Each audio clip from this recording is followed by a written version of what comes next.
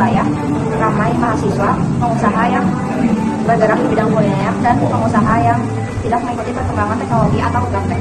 Permasalahan dan atau kebutuhan usaha. Pengusaha yang memiliki usaha di sekitar kampus cenderung memiliki kebutuhan berupa menurunnya omset ketika masa libur tiba.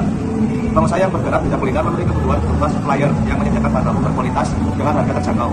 Sedangkan usaha pengusaha yang tidak memiliki perkembangan teknologi sangat membutuhkan staf di bidang editor atau konten kreator.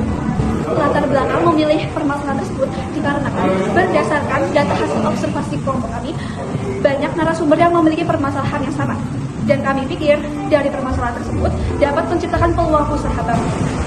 Surprising insight yang ditemukan, pengusaha dapat mengendorse selebgram. Hal ini mengakibatkan orang-orang berpulang menjadi selebgram terkenal. Pengusaha kuliner dapat memilih untuk memproduksi bahan baku sendiri. Hal tersebut membuat peluang bagus bagi seseorang yang memiliki lahan kosong dan dapat disewakan. Membuka usaha jasa khusus editor dan konten kreator dengan bonus seseorang dapat ahli dalam hal tersebut.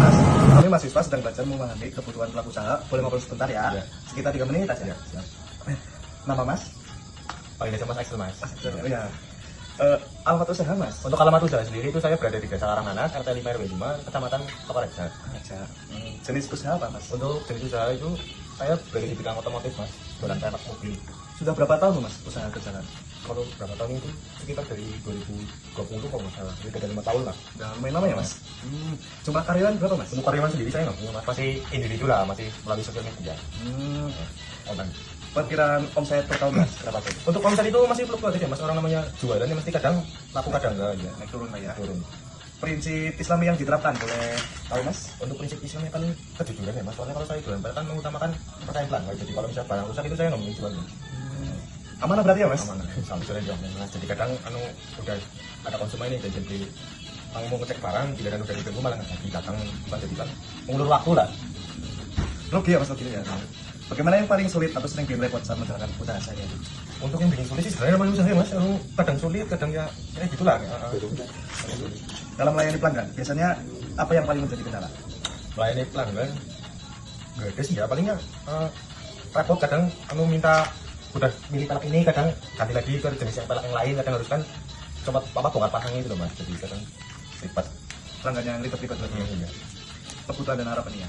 Kalau ada alat, aplikasi atau layanan baru seperti apa yang paling membantu usaha Mas? Untuk apa tadi? Alat, aplikasi atau layanan baru. Untuk layanan baru kemungkinan sih di editing ya Mas, soalnya saya kan bongkar pasang, jadi kadang kalau misalnya pelanggan udah stok kayak ini kadang ganti lagi kayak ini tuh kayak ribet bongkar pasangnya. Kalau ada sih saya minta tolong di editing, jadi kalau misalnya pelek ini tuh udah tertempel di mobil ini gitu loh, jadi nggak perlu bongkar pasang. Lebih simpel berarti ya. Nah, Menurut Mas, ada nggak produk yang jasa belum ada, tapi kalau ada pasti bisa bantu usaha Mas banget? palingnya itu tadi sih, Jasa editing ya? editing itu. Sama akuntansi lah Mas, untuk perhitungan saya masih manual, masih pakai kalkulator. Kalau nanti kami datang lagi membawa ide solusi, Mas bersedia kami ajak Ya, diskusi lagi nggak? monggo. Oke Mas. Terima kasih banyak ya Oke, Mas. Mas. Ya. Sudah mau berbagi cerita. Semoga usahanya makin lancar dan sukses. Amin. Suruh pengusaha, oh iya, biasanya kalau misalkan pemilik usaha itu kan udah pada ini ya tua-tua.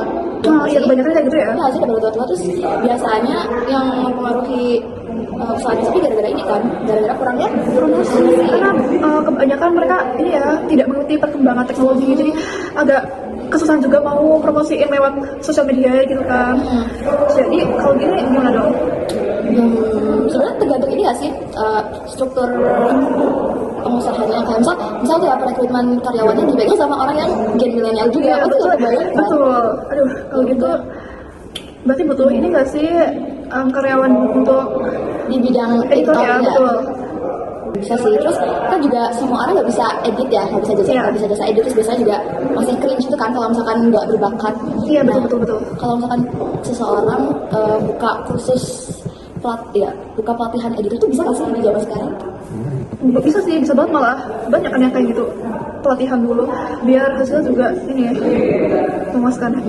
Iya sih. Berarti penggunanya seluruh pengusaha yang nggak bisa, yang belum melek teknologi gitu ya, Betul. yang belum mengikuti perkembangan teknologi. Terus permasalahannya ya kurangnya Kurang staff staff di bidang editor. Penyelesaiannya ya kita bisa buka pelatihan kan, biar banyak sumber daya manusia yang bisa di jasa editor.